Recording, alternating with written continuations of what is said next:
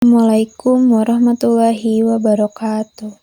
Saya Naila Alicia dari kelas 11A akan menjelaskan tentang hukum Newton.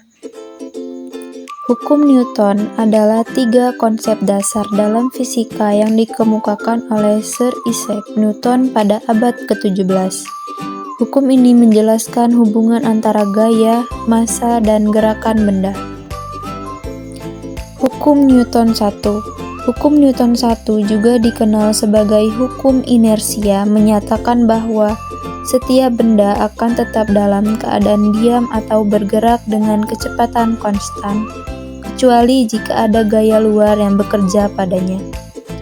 Contoh, mobil yang bergerak dengan kecepatan konstan tidak akan berhenti kecuali ada gaya pengereman.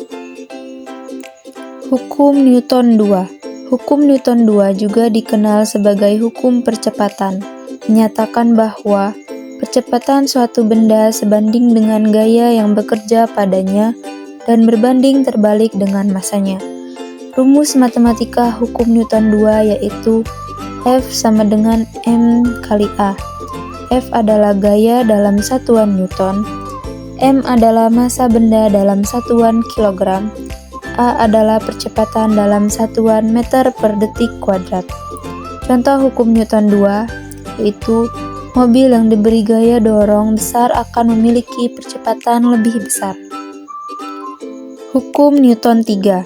Hukum Newton 3 juga dikenal sebagai hukum aksi-reaksi, menyatakan untuk setiap aksi gaya yang bekerja pada suatu benda akan ada reaksi gaya yang sama besar dan berlawanan arah. Rumus matematika hukum Newton 3 yaitu F1 sama dengan min F2. F1 gaya aksi dalam satuan Newton, F2 gaya reaksi dalam satuan Newton. Contoh hukum Newton 3 yaitu ketika kamu mendorong tembok, tembok akan memberikan gaya reaksi yang sama besar ke arahmu. Konsep yang menghubungkan hukum Newton ada 3. Yang pertama, gaya.